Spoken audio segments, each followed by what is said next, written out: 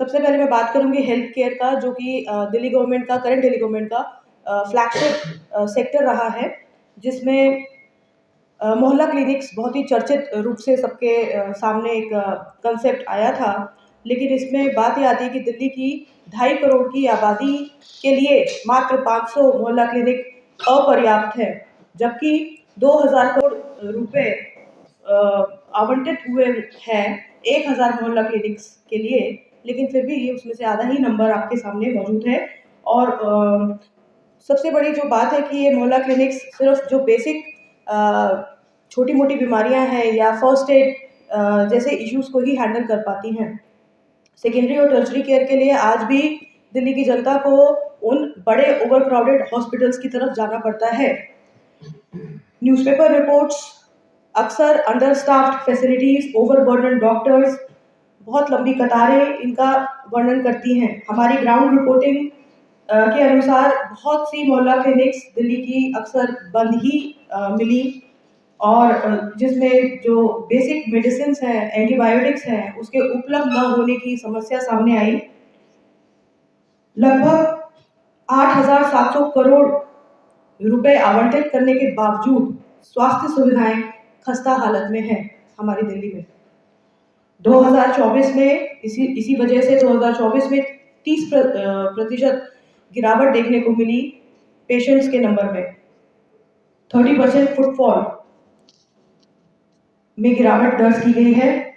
Ghost patients का भी जिक्र सामने आया, फर्जी लैब टेस्ट की घटनाएं सामने आई।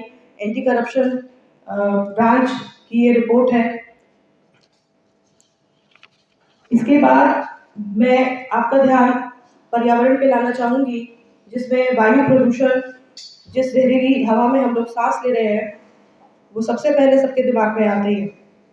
आज दिल्ली का प्रदूषण स्तर मुंबई और बेंगलुरु के कंपैरिजन में 3 गुना अधिक है, जिसमें 40% यातायात के साधनों से उत्पन्न हुआ धुआं बताया जाता है।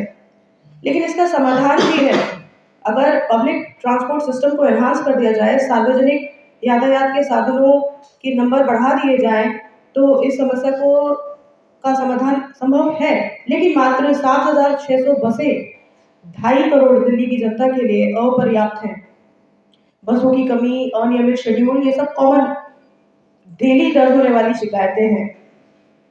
क्या आसपास के राज्यों के साथ मिलकर समन्वित प्रयासों से पराली जलाने की समस्या का समाधान नहीं खोजा जा सकता है? क्या उन प्रयासों को अपनाया नहीं जा सकता है जिनसे दूसरे शहरों ने अपनाकर अपना वायु प्रदूषण स्तर कम किया है, जैसे कि सख्त वाहन उत्सर्जन नियंत्रण, बेहतर सार्वजनिक परिवहन प्रणाली, इफेक्टिव डस्ट मैनेजमेंट प्रोटोकॉल्स इत्यादि। ग्रैप वेहिकुलर नॉर्म्स, मात्र जो ग्रैप लागू होता रहा है पीछे, उससे मात्र 1.3%, 1.3% की गिरावट देखी गई है एयर पोल्यूशन में। और सेम प्रोसीजर फॉलो करके कोलकाता जैसे शहरों में 21.5% की गिरावट देखी गई है वायु प्रदूषण में। इसका मतलब कहीं ना कहीं एग्जीक्यूशन लेवल पे एक बहुत बड़ी अकुशलता हमारे सामने आती है सरकार की। दिल्ली में जल आपूर्ति भी एक गंभीर समस्या है, जिसमें जनता को प्राइवेट सप्लायर्स पर निर्भर रहना पड़ता है, और इसमें टैंकर माफिया का भी एक मेजर प्रॉब्लम है, वो सामने आती है। पानी की बात हुई है तो हम यमुना नदी के प्रदूषण को, सबके ही दिमाग में प्रदूषण में पहला या दूसरा कीवर्ड यमुना पोल्यूशन आता है। वो भी एक बहुत बड़ी गंभीर समस्या है। यमुना नदी दिल्ली की 70% जलापूर्ति करती है, लेकिन उसे डेड रिवर कहा जाता है।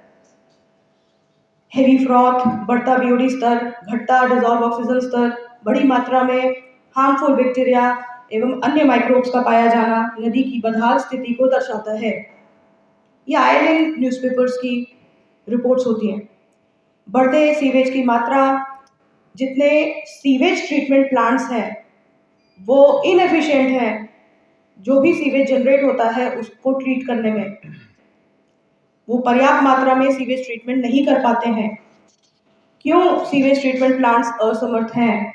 क्यों उनको अपग्रेड नहीं किया गया? क्यों नए एसटीपीज नहीं बनाए गए पिछले 10 सालों में?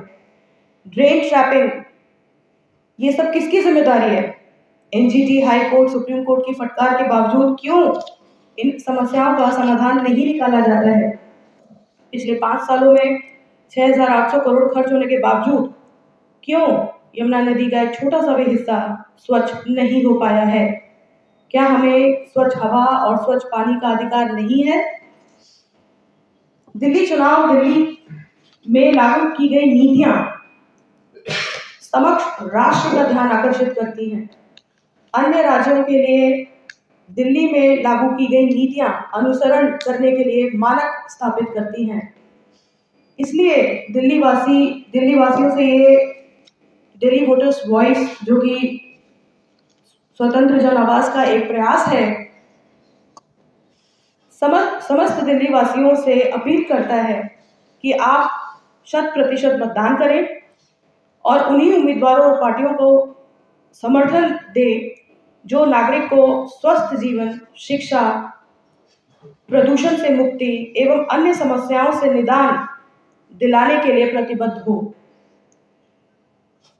Informed voting is a key to strengthening democracy in the state as well as the country. Political blame game से काम नहीं चलेगा. Governance should be about solution and not about excuses. राजनीतिक जागरूकता हर नागरिक का राजनीतिक कर्तव्य है और हमारा प्रयास है दिल्ली वोटर्स वॉइस फोरम के थ्रू कि दिल्ली के मतदाता वोट देने से पहले राजनीतिक दलों और उनके काम का राजनीतिक विश्लेषण करें ताकि वे अपना मतदान मुद्दों की गहरी समझ पर और इन्फॉर्म्ड चॉइसेस पर दें। धन्यवाद।